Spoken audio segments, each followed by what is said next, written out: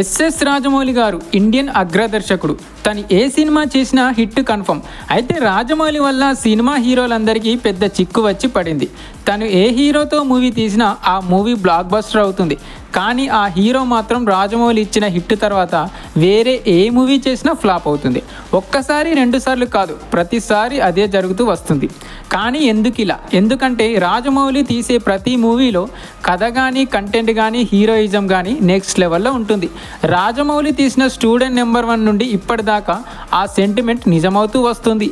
ఎన్టీఆర్తో రాజమౌళి 3 సినిమాలు చేశాడు. ఆ 3 సినిమాల తర్వాత ఎన్టీఆర్ తీసిన ప్రతి సినిమా ఫ్లాప్ అయింది. 2004లో నితిన్తో సై సినిమా తీశాడు. ఆ తర్వాత నితిన్ మూవీస్ అని ఫ్లాప్ అవుతూ వచ్చాయి. 2005లో ప్రభాస్తో ఛత్రపతి మూవీ తీశాడు. ఆ మూవీలో ప్రభాస్ హీరోయిజం ఓ రేంజ్లో ఉంటుంది. ఆ మూవీ ప్రభాస్ కెరీర్కి ఇమేజ్ తెచ్చిపెట్టింది. కానీ ఆ మూవీ తర్వాత వచ్చిన పౌర్ణమి మూవీ డిజాస్టర్ అయింది. 2006లో రవితేజతో విక్రమార్కుడు తీశాడు. ఆ మూవీ రవితేజకి బ్లాక్ బస్టర్ హిట్ తీసుకొచ్చింది. దాని తర్వాత వచ్చిన బలాదూర్ మూవీ అట్టర్ ఫ్లాప్ అయింది. 2009లో రామ్ చరణ్తో మొగధీర మూవీ తీస్తే ఆ మూవీ మొదటిసారిగా 100 కోట్ల క్లబ్ని టచ్ చేసి ఇండస్ట్రీ హిట్గా నిలిచింది. అంత భారీ హిట్ తర్వాత వచ్చిన ఆరెంజ్ మూవీ డిజాస్టర్ అయింది. ఇక 2015లో ప్రభాస్తో బాహుబలి మూవీ తీశాడు. అది మన టాలీవుడ్ రేంజ్నే పెంచింది.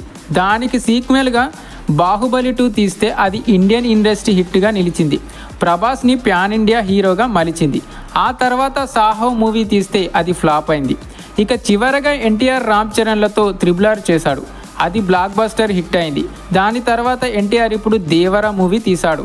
కానీ ఈసారి ఆ సెంటిమెంట్ మాత్రం పటాపంచలైపోయింది. RRR తర్వాత చేసిన దేవర మూవీ బ్లాక్ బస్టర్ హిట్తో దూసుకెళ్తుంది. ఆ సెంటిమెంట్ అప్పట్లో ఎన్టీఆర్తోనే స్టార్ట్ అయింది. ఇప్పుడు ఎన్టీఆర్తోనే ముగిసింది. దేవర మూవీతో 3 రోజుల్లోనే 300 కోట్లు కలెక్ట్ చేసి బాక్సాఫీస్ని ఊచకోతకొస్తున్నాడు. లాంగ్ రన్లో 500 కోట్లని టచ్ చేయడం పక్కా. మరి దేవర మూవీ రాజమౌళి సెంటిమెంట్ని బ్రేక్ చేసిందా లేదా అనేది మీ అభిప్రాయంలో చెప్పండి. అలాగే ఎన్టీఆర్ అన్న ఫ్యాన్స్ అందరూ నా ఛానల్ని సబ్స్క్రైబ్ చేసుకోండి.